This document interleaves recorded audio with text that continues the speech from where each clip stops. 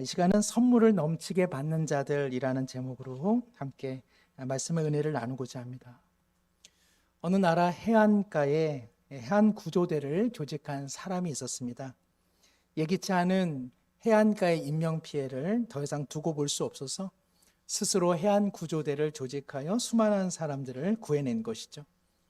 그가 죽은 후에 그의 숨은 공로가 알려져 시에서는 기념하기 위하여 그 사람의 동상을 제작하게 됩니다. 그런데 어느 날 그 해안가의 몇몇의 불량배들이 나타나서 난동을 피우기 시작하는 것이죠. 그러고는 동상에 돌을 던지기 시작하고 페인트로 낙서를 하고 급기야는 서너 명이 취객이 되어 발로 가격을 합니다. 동상은 이내 땅에 엎어져 깨지고 말았습니다. 다음 날 시의회는 동상을 제작한 조각가에게 동상을 다시 복원시켜 줄 수 있는지 요청을 하게 되죠. 소식을 들은 조각가는 침통한 마음에 굳게 담은 입술을 열고 말하기를, 저는 동상을 단순히 회복하는 것을 넘어서서 저의 모든 역량을 총동원하여 이전보다 훨씬 강도 높은 재료로 훨씬 그 사람의 존엄함을 나타내도록 최선을 다하겠습니다. 그리하여 이전과는 비교할 수 없을 정도의 다시 멋진 동상을 만들겠습니다라고 말합니다. 그리고 그 결과 그 동상은 더욱 많은 사람들에게 사랑을 받게 되는 것이죠. 이 이야기를 잠시 생각해 보자면 동상은 안타깝게도 불량배들에 의해 파괴되었지만 조각가가 한 일은 무엇입니까?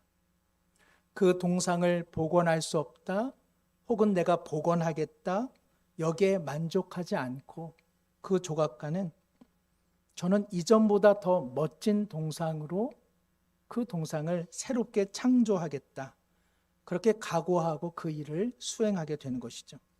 이를 통해 그 동상은 그 가치가 더욱 빛나고 그 사람의 인물됨은 더욱 많은 사람들에게 칭송을 받게 되며 이 모든 일을 이룬 조각가의 열정과 그 능력과 위대함은 수많은 사람들에게 얼마나 큰 귀감이 되었겠습니까? 주일 아침 이와 같은 조각가보다 더욱 우리를 빚으시는 영광스러운 하나님의 은혜를 잠시 나누고자 합니다. 오늘 본문은 인류의 첫사람인 아담의 이야기로 시작되는데 아담의 실패를 다루고 있습니다. 15절을 보시면, 그러나 이 은사는 그 범죄와 같지 아니하니 곧 한 사람의 범죄를 인하여 많은 사람이 죽었은즉. 여기 한 사람은 모든 인류, 모든 사람의 대표자인 아담을 의미하고요. 많은 사람이 죽게 되었다라고 하는 것은 아담이 하나님의 말씀에 불순종함으로써 우리 모두에게 촉발된 죽음을 의미하고 있습니다. 물론 여기서 말하고 있는 죽음은 육체적 죽음만은 아닌 것이죠. 우리 성도님들께서 사람이 살다가 죽는 건 자연스러운 일이야 라고 생각하실런지 몰라도 성경은 그렇게 말하지 않습니다. 우리 가운데 있는 죽음은 전혀 자연스럽지 않은, 즉 아담의 불순종으로 인해 초래된 비극이라고 성경은 이야기합니다. 물론 여기서 말하고 있는 죽음이라고 하는 것은 다만 육체적 죽음만을 의미하지 않습니다. 하나님과 영원히 분리된 우리의 소외된 상태, 이를 통해 하나님으로부터 그 무엇도 얻어낼 수 없는 완전한 결핍의 상태, 그리고 이로 인해 우리가 경험하는 삶의 모든 고통을 의미하고 있는 것이죠. 이런 이야기를 들으면 아마 우리 성도님들께서는 이런 생각을 하게 됩니다. 아담, 그 자식 때문에 우리가 무슨 이 고생을 하고 있는 거야, 이런 생각을 하게 되는 것이죠. 그러다 보면 결국 드는 생각은 무엇입니까? 하나님께서는 왜 하필 아담과 같은 사람을 첫사람으로 만들어 두어서, 그리고 그가 우리 인류를 대표함으로써 그의 실패로 우리가 왜 덤탱이를 쓰고 있나, 이러한 불만족과 분노가 우리 가운데 있게 되는 것이죠. 그러면 우리 모두 스스로 질문해 봅니다. 하나님 앞에 아담 말고 다른 누구를 세웠으면 좀 더 상황이 나아졌을까요? 아담이 아닌 다른 누군가를 세운다면 그러면은 우리 중에 누구를 세우면은 좀 더 우리의 형편이 나아졌을까요? 저희 아내가 제발 설교 중에 자기 이야기 좀 하지 말라. 근데 그렇게 어려운 것은 제 설교 예화의 발전소가 우리 아내이기 때문에 그렇습니다. 그래서 혼날 것을 각오하고 또 이야기를 합니다. 제가 운전을 하다 보면 이제 빠져나가야 하는 길을 옆에다 두고 잠시 지나칠 때가 있습니다. 그러면은 아내가 어떻게 그 길을 멀쩡한 눈을 두고 옆을 지나가냐고 저에게 이야기를 하죠. 그러면 제가 변을 하기를 생소한 길이기도 하고 빠져나가야 하는 길이 두 군데가 있으면 그 간격이 워낙 좁아서 내비를 봐도 그것을 판단하기가 때때로는 쉽지 않다. 운전하는 입장에서는 내비도 봐야 하고 보행자도 봐야 하고 전방도 주시해야 되니까 그렇게 되더라. 당신이야 두 손 두 발 까딱하지 않고 그놈의 내비만 보고 있으니까 그게 쉽지만 운전자는 때때로 이렇게 어려운 일이다 하면서 제가 찬찬히 상냥하게 알아듣기 쉽게 자전거도 하나 못하는 우리 아내에게 설명을 해주는 것입니다. 우리는 내가 그 자리에 서면 나는 너보다는 낫다 그런 생각을 합니다만은 막상 지가 그 자리에 서면 야, 그 사람이 잘했구나. 이거 여간 어려운 일이 아니야. 그 생각을 하게 되는 것이죠. 아마 우리 성도님들께서는 제가 설교하는 것을 보면 매 그 설교가 그 설교인데 내가 서도 우리 목사님보다는 좀 더 잘하겠다 싶은 생각을 가지실런지 모르지만 막상 서보시라는 거죠. 그러면은 제가 얼마나 설교를 잘하시는지 알게 되십니다. 우리는 내가 너보다는 낫겠다 싶지만 그 자리에 서면 야, 나도 별 수 없구나. 바로 그 자리가 아담의 자리라는 것입니다. 아담의 자리는 곧 우리의 자리라는 것입니다. 아담을 탓할 것 없이 아담의 불순종으로 인해 초래된 하나님과의 분리 그리고 그 비극과 그리고 그 죽음의 몫은 다른 누구의 몫이 아니라 다 나 때문에 생긴 나의 몫이다. 그것이 성경이 아담의 이야기를 하는 까닭입니다. 그러나 아담의 이야기는 여기서 그쳐지지 않습니다. 하나님께서 정작 성경을 통해 우리 가운데 주시는 복음은 무엇이냐? 아담으로는 되지 않기 때문에 우리 인생에는 다른 누군가가 필요하다는 것입니다. 내가 너보다 나아. 그래서 내가 한번 해보면 되지 않겠어 라고 하는 것들로 우리의 삶에 있는 죽음, 불안, 질병, 고통, 괴로움의 문제를 절대로 해결할 수 없다는 것이죠. 하나님께서는 우리 모두의 한계 지점에 바로 우리가 아닌 다른 일을 세우시나니 바로 그분이 예수 그리스도시요 그리고 그분이 오신 까닭입니다. 오늘 15절 제가 다시 읽죠. 그러나 이 은사는 그 범죄와 같지 아니하니 곧 한 사람의 범죄를 인하여 많은 사람이 죽었은즉 더욱 하나님의 은혜와 또한 한 사람 예수 그리스도의 은혜로 말미암은 선물은 많은 사람에게 넘쳤느니라. 여기 하반절에 다른 한 사람은 앞선 아담과는 다른 한 사람, 즉 하나님의 아들 예수 그리스도가 우리를 대표하여 하나님 앞에 서 있다, 그런 뜻입니다. 우리와 같은 아담이 하나님 앞에서 하나님처럼 되어 하나님의 어떠한 판단도 받기 싫어하여 초래된 우리 모두의 비극적 한계 지점 가운데 하나님께서는 우리를 살리시고자 자신의 사랑하는 아들 예수님을 그 자리에 세워주셨다. 바로 그것이 예수님이 오심, 예수님의 성육신 사건을 의미하는 것이죠. 예수님의 오심의 목적을 15절은 이렇게 이야기하고 있습니다. 하반절, 더욱 하나님의 은혜와 또한 한 사람 예수 그리스도의 은혜로 말미암은 어떤 거요? 선물이다.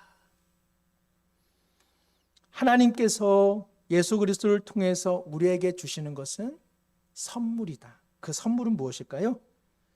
로마서 6장 23절입니다. 우리 함께 읽도록 하겠습니다. 로마서 6장 23절. 죄의 삭은 사망이요 하나님의 은사는 그리스도 예수 우리 주 안에 있는 영생이니라. 아담이 저지른 불순종의 대가, 그 삭은 무엇이죠? 사망입니다. 사망. 그런데 하나님의 아들이신 그리스도를 통해 하나님께서 우리에게 주시는 것은 벌이 아니라, 우리가 뭘 잘해서 얻는 상이 아니라 어떤 거요? 선물. 선물은 무엇이죠? 주는 사람의 절대적인 호의와 사랑을 바탕으로 하고 있습니다. 그 선물 예수 그리스도를 통해 우리에게 영원한 생명을 주신다고 성경은 이야기하고 있습니다. 오늘 본문은요, 그러니까 무엇을 비교하고 있습니까? 아담과 예수님, 그리고 아담의 불순종과 예수님의 순종하심, 그리고 아담의 불순종으로 인해 촉발된 죽음과 그리고 예수 그리스도를 통해 우리 가운데 선물로 주어진 생명을 성경은 비교하고 있는 것이죠. 우리 교회에 우리 조재원 장로님, 조재원 장로님께서 식물을 사랑하시는 여리여리하신 분입니다. 우리 조재원 장로님께서 베란다에서 몇 년간 유자, 그 유자를 이렇게 한번 키워 보셨다고 합니다. 그런데 그 유자가 정말 베란다에서 성의만 표시할 정도로 자랐다고 합니다. 그러니까 몇 센치를 못 자라는 거예요. 그렇게 기도하시면서 눈물을 흩뿌리시면서 키워냈는데 뭐 열매는 고사하고 자라는 건지 많은 것인지 안 되겠다 싶어가지고 우리 매운 고추로 유명한 청양에서 우리 밭을 이구시는 노상호 장로님께 드렸다고 합니다. 얘 좀 한번 키워보십시오. 그랬더니 그 유자가 그냥 뭐 자라나는 정도가 아니라 유자 나무가 되어가지고 그 탱글탱글한 유자 열매가 가득하게 가지가지마다 지금 맺혀 있다는 것이죠. 다만 조재원 장로님의 아쉬운 점은 주었으나 그 열매의 맛을 아직은 보지는 못했다는 것이죠. 그 맛을 보면 얼마나 더 기쁘시겠습니까, 많은. 그러나 그 소식만 들어도 몇 년째 베란다에서 키워낸 유자가 그저 성의만 표시했던 것이 이제는 청양의 텃밭으로 옮겨져서 그 무성하게 열매를 맺는 소리를 들으니 얼마나 그 마음이 행복하시겠습니까? 제가 무슨 이야기를 하고 있습니까? 유자 이야기를 하고 있는 것이 아닙니다. 아담의 불순종으로 인해 촉발된 그 대가는 사망이었음에 하나님께서 그 사랑하시는 아들의 순종하심을 통해 우리의 가운데 주시는 생명, 이 생명은 단순 비교가 되지 않는다는 것입니다. 아담의 불순종으로 인해 우리 가운데 찾아온 죽음은 이야기가 있나요? 우리가 누가 죽으면 가장 마음이 슬픈 까닭은 무엇이죠? 그 죽음으로 인해 그와 함께 앞으로의 이야기가 사라져가는 것 때문에 우리 마음에는 큰 슬픔이 있는 것입니다. 함께하면 먹을 수 있고, 함께하면 대화할 수 있고, 함께하면 볼 수 있고, 함께하면 가고 싶은 그 삶의 이야기가 죽음이라고 하는 순간 다 사라지기 때문에 죽음은 비참한 것이죠. 그러나 이에 비해서 생명은 어떻습니까? 죽었다가 살아나면 이제 살았어. 그게 생명인가요? 아니죠. 그것은 그저 호흡하는 것에 불과합니다. 생명은 무엇이죠? 살았다가 아니라 그 생명으로 말미암아 풍성한 삶의 이야기가 꽃처럼 피어지고 열매가 맺어지고 때로는 나무가 되어서 새들이 찾아오고 둥지를 틀고 누가 비가 오면 그 나무 그늘 아래 쉼을 얻고 뜨거운 햇볕이 장렬하면 그 속에서 그늘 삼아 쉼을 얻는 것. 생명은요, 그냥 사는 것 정도가 아닙니다. 생명은 풍성한 이야기가 있습니다. 오늘 본문이 우리 가운데 들려주는 이 비교의 내용은 단순히 아담이 불순종해서 너는 죽어, 예수님께서 이 땅에 오셔서 비참함과 순환을 감당하시고 십자가에서 죽으시고 부활하심으로 너는 이제 살아났어, 단순한 지금 비교 이야기를 하고 있는 것이 아닙니다. 아담의 불순종이 우리에게 사망을 주었을 때 하나님께서 사랑하시는 아들 예수 그리스도의 순종함을 통해 우리가 얻게 되는 생명은 얼마나 큰 것이며 얼마나 무한한 것이며 얼마나 영광스러운 것이며 얼마나 놀라운 것이냐, 지금 그 이야기를 우리 가운데 하고 있는 것이죠. 우리는 17절, 로마서 5장 17절 말씀을 통해서 이를 확인할 수 있습니다.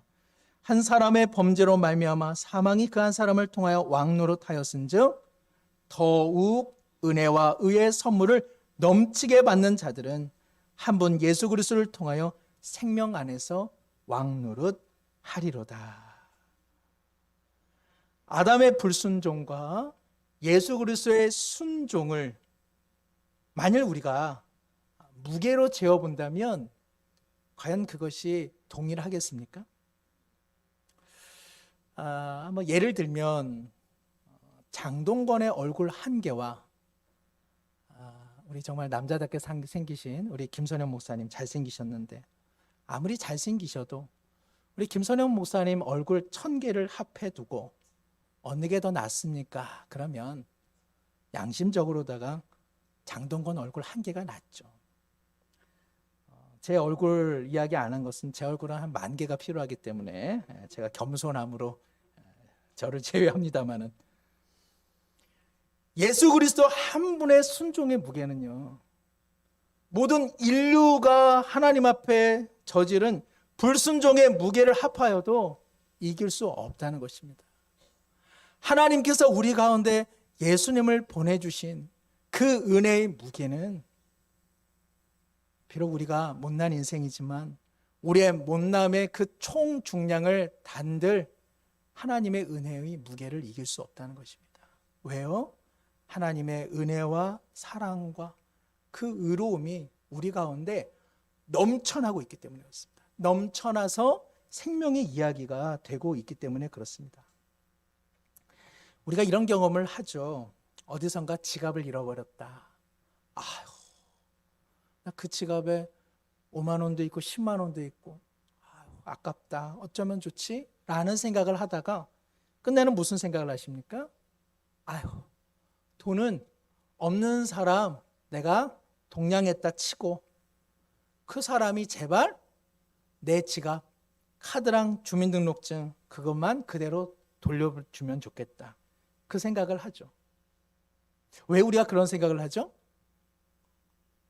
주민등록증하고 이 카드 취소하고 재발급하는 것이 영성가시기 때문에 나중에는 아유, 그저 지갑이 돌아오기만 해도 좋아, 이런 생각을 하게 됩니다. 혹시 우리 신앙도 그런 차원 아닙니까?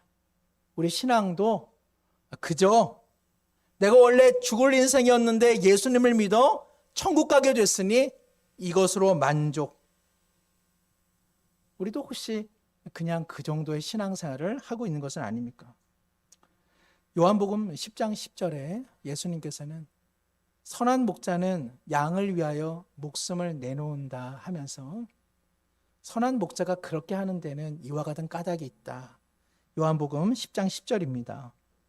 도둑이 오는 것은 도둑질하고 죽이고 멸망시키려는 것뿐이요 내가 온 것은 양으로 생명을 얻게 하고 더 풍성히 얻게 하려는 것이라.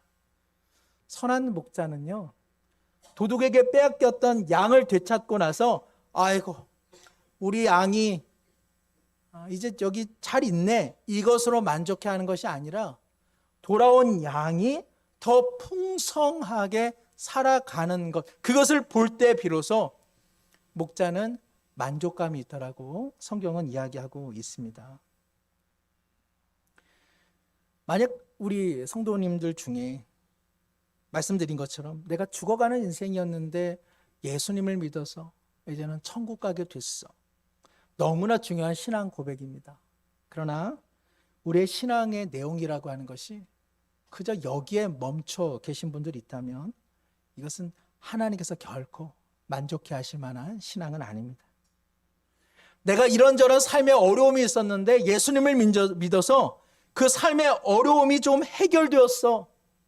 이것만이 삶의 간증이라고 갖고 계시다면 이것은 주님 하나님께서 예수님을 통해 우리 가운데 풍성하게 맺어가길 원하시는 생명의 이야기의 극히 일부분이라고 말씀드릴 수 있습니다. 우리의 신학이라고 하는 것이 돈은 다 잃어버려도 좋아. 그저 내 지갑만 다시 찾을 수만 있다면 그 정도의 안도감의 신앙이라면 그런 신앙은 그리스도 안에서 하나님께서 우리에게 주신 그 선물, 그 선물의 내용물은 하나도 살펴보지를 않고 그저 포장지가 좋다. 참 포장지 좋아. 그 정도에 머무는 신앙의 모습이라고 할 수 있습니다. 잘 아시는 소위 탕자의 비유에서 우리는 이 부분을 확인해 볼 수 있는데요. 둘째 아들이 아버지가 버젓이 살아있는데 아버지 어차피 죽으실 거 제게 그 몫을 제게 먼저 좀 주십시오 하고 요청을 하게 되죠. 그리고는 그 몫을 받아 허랑방탕하게 다 써버리고는 생각해낸 것이 무엇입니까? 아버지의 집에 가기만 하면 내가 하인이 되어도 내가 밥 한 끼는 먹을 수 있겠다 싶어가지고 결국 다시 아버지의 집으로 돌아가게 됩니다. 아버지는 어떻죠? 아버지는 그 자식이 나간 그날부터 그냥 뜰 앞에 나가서 내 자녀 언제 오나 기다리다가 아직도 거리가 먼데 내 아들이다 싶어 달려나가 그를 반겨 맞아줍니다. 아들아 하고 부를 때 그 아들이 뭐라고 말합니까? 저는 더 이상 아버지의 아들이라 칭함받을 수 없는 존재입니다. 저를 그저 품꾼의 하나로 봐주세요. 제가 이 집에 다시 들어갈 수 있는 것만으로 저는 감사할 뿐입니다. 그때 그 아버지가 어떻게 합니까? 다른 하인들을 불러다가 내 죽은 아들, 잃은 아들 다시 돌아왔으니 좋은 옷을 입히고 손에 가락지를 끼워주고 오늘 살진 송아지를 잡아 큰 잔치를 열자라고 이야기합니다. 그 아들이 기대했던 최선은 무엇이죠? 다시 아버지의 집에 돌아가 내가 보리밥이라도 하루 세끼 먹을 수만 있다면 나는 그게 제일 좋아. 그랬는데 아버지는 아들을 찾은 것을 넘어서 잔치를 벌이고 있습니다. 이를 통해 그 아버지가 이 아들에게 정작 주고 있는 선물은 무엇일까요? 아들아, 내 아버지의 마음은 너가 돌아온 것만으로 그것이 내게는 최선이 아니다. 다시는 너가 집을 나가지 않으면 좋겠다. 그것도 내게는 최선이 아니다. 너가 나를 떠났을 때부터 나는 너를 향한 더 큰 계획을 가지고 있었다. 사랑이 무엇인지, 용서가 무엇인지, 은혜가 무엇인지, 사람의 마음을 아프게 하는 것이 무엇인지, 또한 사람의 마음을 기쁘게 하는 것이 무엇인지 배우기를 원했던 것이다. 삶이 너 뜻대로 되지 않는다는 것, 그러나 그 한계 속에서도 맞이해주는 품이 있다는 것을 나는 너가 배우기를 원했던 것이다. 너가 다만 내게 돌아오는 것으로 맞춰지는 것이 아니라 너가 진정 나의 아들로서 그 아비를 영화롭게 하는 삶이 무엇인지를 다시 배우기를 원하는 것이다. 그리고 훗날 그 누군가도 너와 동일하게 실패했을 때 그를 정죄하지 않고 그의 삶을 끝까지 기다려주는 것, 오래 참아주는 것, 온유한 것, 맞아주는 것, 그리고 그가 돌아왔을 때 함께 즐거워하며 기다려주는 그러한 사랑의 삶의 이야기를 나는 너가 더욱 배우길 원한다. 그것이 이 아버지가 사랑하는 둘째 아들을 온 마음으로 맞아들인 이유가 아니겠습니까? 바로 이것이 하나님께서 우리에게 예수 그리스도를 주셔서 우리 가운데 만들어가고 계시는 생명의 풍성한 이야기가 아니겠습니까? 그런데 혹 우리는 어떻습니까? 하나님을 믿는 신앙의 내용이라는 것이 그저 돌아와 하루 세끼 먹을 수 있는 것으로 저는 그것으로 만족해합니다. 그 수준으로 우리는 믿음 생활을 하고 있는 것은 아닙니까? 얼마나 오랫동안 믿음 생활을 해오셨습니까? 신앙생활과 믿음 생활을 하시고 이처럼 주일마다 예배를 드리시면서 우리는 과연 하나님의 마음을 좀 더 알아가며 하나님의 그 마음을 우리의 삶과 인간관계와 일상 속에 이전보다 조금이라도 더 적용시키며 살아가고 있습니까? 우리는 진실로 큰 변화는 아니더라도 아주 작게라도 하나님의 뜻을 본삼아 우리의 삶은 조금 더 깊어지고 있습니까? 아니면 그런 마음이라도 소망하며 살아가고 계십니까? 말씀을 맺습니다. 앞서 설교 초반에 한 조각가가 공들여 만든 동상이 무너졌을 때 사람들이 기껏 바랬던 것은 그 동상이 복원되기를 바랬던 것이죠. 그러나 조각가는 파괴된 동상 속에서 전혀 다른 생각을 합니다. 내가 더 노력하고 열정과 열심과 지혜를 총동원하여 이전보다 더 멋지고 더 위험 있는 동상을 만들겠다. 그리고 그 조각가는 그 일을 수행해 낸 것이죠. 우리의 삶에 어떤 어려움, 우리 삶에 어떤 고단함이 있으면 우리가 늘 하나님께 비는 소원이라고 하는 것은 다시 옛날로 돌아가면 좋겠다. 그런 마음일 때가 많습니다. 사랑하는 성도 여러분, 하나님께서 우리를 옛날로 돌아가게 하는 일은 전혀 없습니다.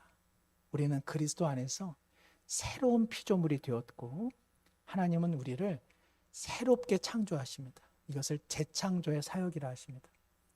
하나님은 우리를 옛날로 복원시키는데 전혀 관심이 없습니다. 하나님은 우리를 날마다 재창조로 우리를 일궈가고 계시기 때문에 그렇습니다. 우리 안에 생명을 주실 뿐 아니라 그리스도 안에서 우리의 생명이 더욱 풍성하게 살아가기를 원하십니다.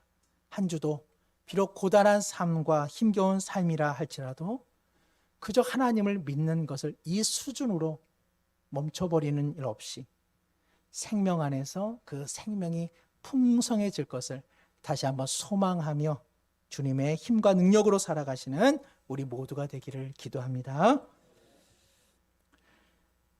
내가 온 것은 생명을 얻고 더 풍성히 하게 하려 함이라.